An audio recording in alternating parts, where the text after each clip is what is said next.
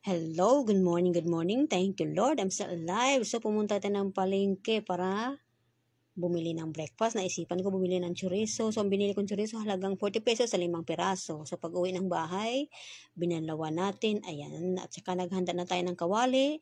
Ilagay ang chorizo, lagyan ng tubig. Huwag mo lagyan ng oil kasi lalabas na ang sarili ng oil galing sa chorizo. Pagkatapos, nawala na siya ng konting tubig. Yan, binutas-butasan natin para maluto siya.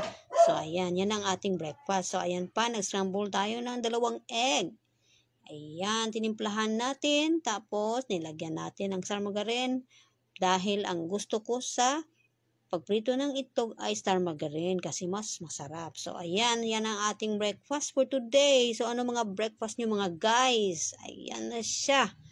Oh, ang sarap ng breakfast ko. White rice, scrambled egg, and chorizo.